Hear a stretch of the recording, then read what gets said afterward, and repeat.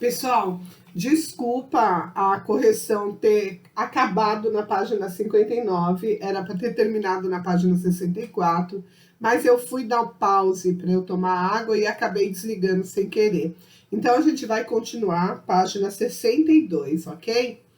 Qual a diferença entre os processos de independência dos países americanos e dos africanos em geral?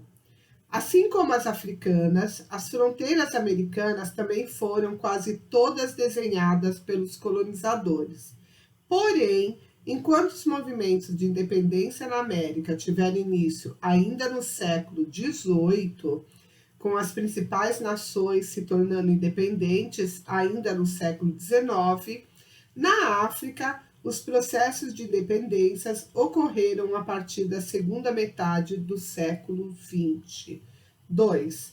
Por que a Etiópia vem sendo chamada de China da China?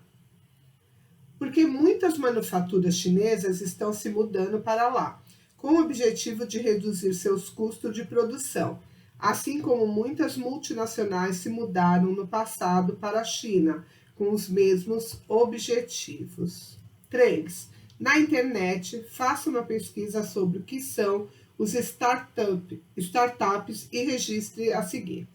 De acordo com o Serviço Brasileiro de Apoio a Microempresas e Pequenas Empresas, SEBRAE, startup é um grupo de pessoas que, em condições de extrema incerteza, trabalha à procura de um modelo de negócio que seja repetível, apto a entregar o mesmo produto ou serviço em grande escala, escalável, capaz de aumentar receita, mas com custos crescendo em um ritmo lento. Senac São Paulo, o que é uma startup? Entenda como funciona esse tipo de empresa disponível.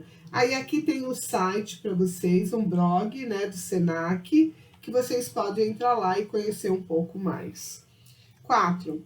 Para o economista Noah Smith, o processo de industrialização da África é um dos fatos mais importantes do nosso tempo. Você concorda com ele? Dê a sua opinião.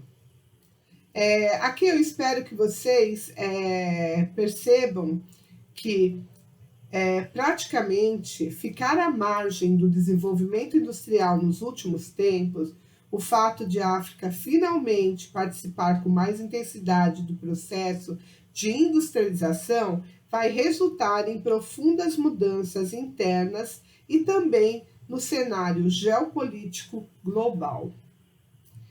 Como vimos no texto, muitas manufaturas chinesas estão se mudando para a África, onde a mão de obra é mais barata. Seguindo as orientações do professor, a turma vai realizar um debate refletindo sobre o investimento chinês.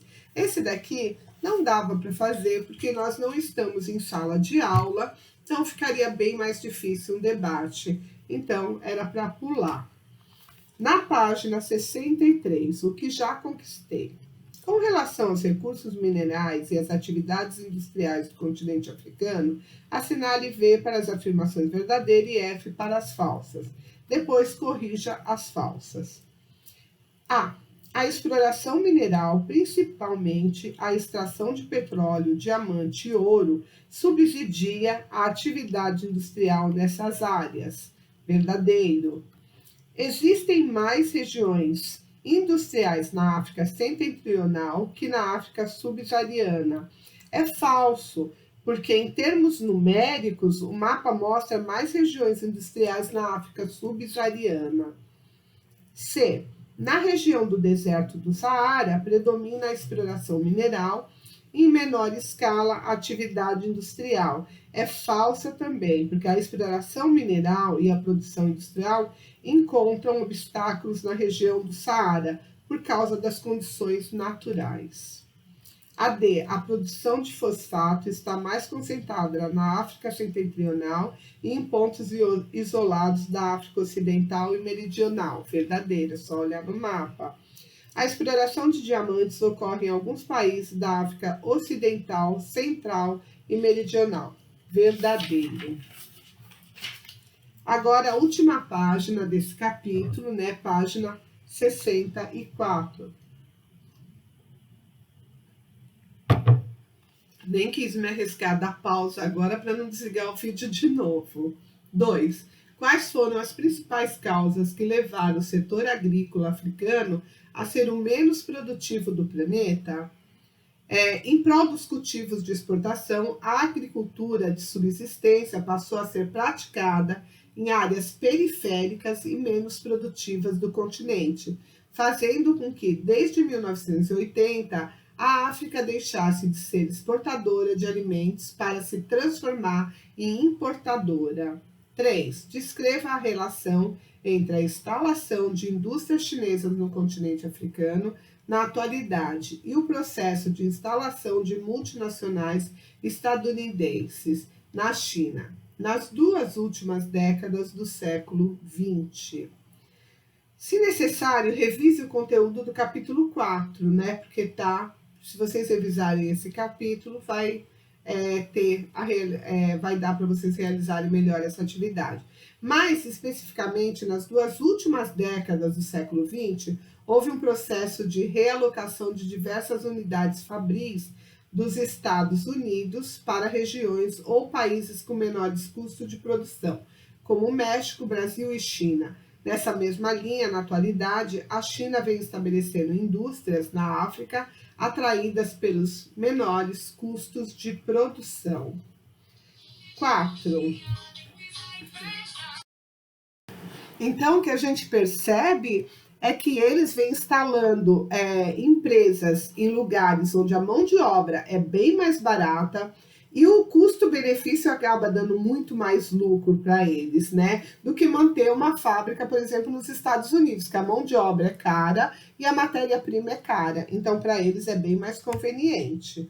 4. Com base no estudo sobre a Nigéria, complete o quadro com as informações solicitadas. Região onde se localiza: África subsaariana e África ocidental. Atividade econômica que concentra a maior parte de mão de obra do país: agropecuária.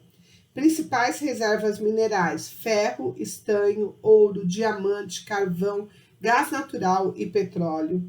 Principal produto de exportação: petróleo. Maior parceiro econômico: China. Produtos que se destacam no cenário industrial: produtos têxteis, alimentícios, químicos, cimento e aço. Bom, pessoal, assim a gente encerra a segunda parte da correção e termina a apostila de geografia do 3º bimestre. Na próxima aula, provavelmente é prova, e depois a gente começa o volume 4, ok?